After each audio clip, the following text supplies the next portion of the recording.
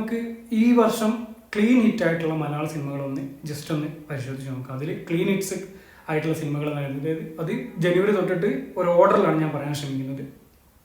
ജയറാം, മമ്മൂട്ടി എന്നിവർ അഭിനയിച്ചിട്ടുള്ള എബ്രഹാം മൂസ, നെസ്ലൻ്റെ പ്രേമലു, മമ്മൂട്ടിയുടെ ബ്രഹ്മയുഗം, മഞ്ഞുമൽ ബോയ്സ്, അതേപോലെ ബ്ലസ്സിയുടെ ആടുജീവിതം, ആവേശം, വർഷങ്ങൾക്ക് ശേഷം, ഗുരുവായൂർ അമ്പലനടയിൽ, തലവൻ, വാഴ, നുണക്കുഴി, ARM, കിഷ്കിന്ധാകാന്ഡം, ബൊഗൻവില്ല, പണി, സൂക്ഷ്മദർശിനി, മാർക്കോ, റൈഫിൾ ക്ലബ്ബ്, ഗോളം, ടെർബോ, ഇതൊക്കെയാണ് ഒരു ക്ലീൻ ഹിറ്റ്സ് ആയിട്ടുള്ള സിനിമകൾ.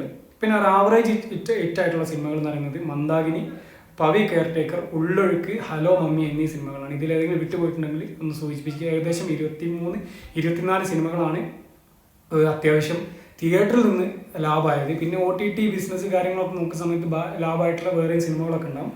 തിയേറ്ററിൽ നിന്ന് മുടക്കുമുതൽ തിരിച്ചു പിടിച്ചത് ഇത്രയും സിനിമകളാണ്.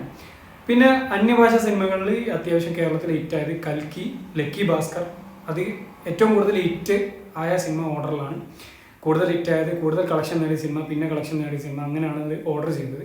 അതിൽ കൽക്കി, Lucky Bhaskar, Vettaiyan, Amaran, Maharaja, Deadpool, Wolverine, Raayan, Kill, Captain Miller എന്നീ സിനിമകളാണ് അന്യഭാഷ സിനിമകളിൽ കേരളത്തിൽ ഹിറ്റായ സിനിമകൾ. ഇതൊക്കെയാണ് മൊത്തത്തിലൊരു സമ്മറി. ഇനി ഈ വർഷം ഏറ്റവും തിളങ്ങിയ ആരാന്ന് ചോദിച്ചാൽ തീർച്ചയായും ഞാൻ പറയാൻ ഉദ്ദേശിക്കുന്ന ഒരു ആസിഫ് അലിയാണ്.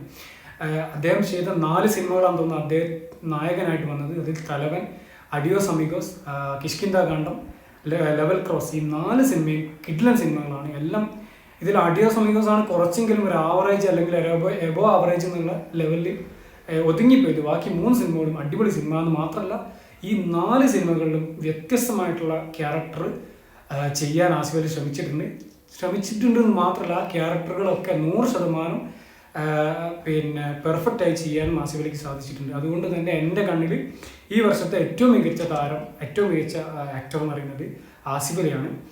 ഇനി ഏറ്റവും വേസ്റ്റ് ആയിട്ടുള്ള, ഏറ്റവും മോശം ആക്ടർ എന്ന് പറയുന്നത് എല്ലാവരും പ്രതീക്ഷിക്കുന്ന പോലെ തന്നെ ധ്യാൻ ശ്രീനിവാസനാണ്. പതിവ് പോലെ തന്നെ നിരന്തരമായിട്ട് ഓരോ മാസവും ഓരോ ബോംബുകൾ അദ്ദേഹം ഇങ്ങനെ പൊട്ടിച്ചിട്ടുണ്ട്. അതിൽ അദ്ദേഹം നായകനായിട്ടുള്ള സിനിമ ഉണ്ട്, അദ്ദേഹം സഹനായകനായിട്ടുള്ള സിനിമകൾ വരെ ഉണ്ട്. അപ്പോൾ അതേതൊക്കെ നമുക്ക് ജസ്റ്റ് ഒന്ന് നോക്കാം. നടികർ, മലയാളി ഫ്രം ഇന്ത്യ, കുടുംബശ്രീയും കുഞ്ഞാടും, സ്വർഗത്തിലെ കട്ടുറുമ്പ്, Iyer in Arabia, Oshana, Partners, Secret, Bad Boys, Anand Sreebala, Thrayam, Super Zindagi, ഇങ്ങനെ വലിയൊരു നിരന്തരമായിട്ട് ബോംബ് പൊട്ടിച്ച് പോയിട്ടുള്ളൊരു സിനിമ പിന്നെ നടനാണ് ധ്യാൻ ശ്രീനിവാസൻ. ആകെ ഒരു വിജയ സിനിമ എന്ന് പറയുന്നത് വർഷങ്ങൾക്ക് ശേഷമായിരുന്നു. അതും അത്യാവശ്യം എയറിൽ പോയിട്ടുണ്ടായിരുന്നു.